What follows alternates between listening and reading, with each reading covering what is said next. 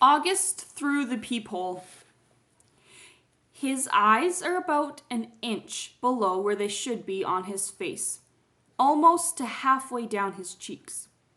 They slant downward at an extreme angle, almost like diagonal slits that someone cut into his face. And the left one is noticeably lower than the right one. They bulge outward because his eye cavities are too shallow to accommodate them. The top eyelids are always halfway closed, like he's on the verge of sleeping. The lower eyelids sag so much they almost look like a piece of invisible string is pulling them downward. You can see the red part on the inside, like they're almost inside out. He doesn't have eyebrows or eyelashes. His nose is too big for his face and kind of fleshy. His head is pinched in on the sides where the ears should be, like someone used giant pliers and crushed the middle part of his face.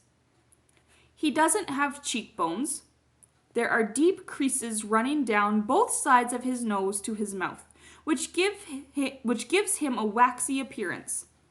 Sometimes people assume he's been burned in a fire. His features look like they've been melted, like the drippings on the side of a candle. Several surgeries to correct his lip have left a few scars around his mouth, the most noticeable one being a jagged gash running from the middle of his upper lip to his nose. His teeth are small and splay outwards. He has a severe overbite and an extremely undersized jawbone. He has a very small chin. When he was very little, before a piece of his hip bone was surgically implanted into his lower jaw, he really had no chin at all. His tongue would just hang out of his mouth with nothing underneath to block it. Thankfully, it's better now. He can eat at least. When he was younger, he had a feeding tube. And he can talk. And he's learned to keep his tongue inside his mouth, though that took him several years to master. He's also learned to control the drool that used to run down his neck. These are considered miracles.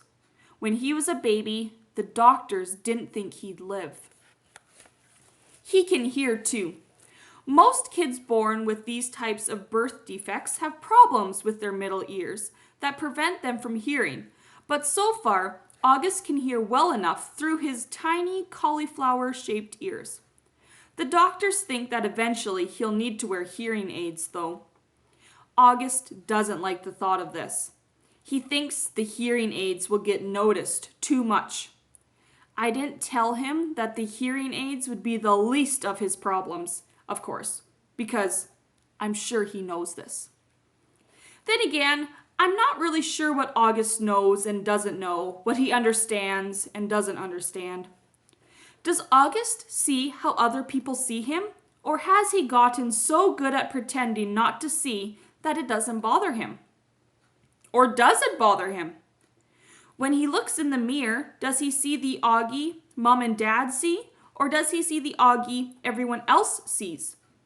Or is there another August he sees, someone in his dreams behind the misshapen head and face? Sometimes when I look at Grans, I could see the pretty girl she used to be underneath all the wrinkles. I could see the girl from Ipanema inside the old lady walk. Does August see himself as he might have looked without that single gene that caused the catastrophe of his face? I wish I could ask him this stuff. I wish he would tell me how he feels. He used to be easier to read before the surgeries. You knew that when he squinted his eyes, he was happy.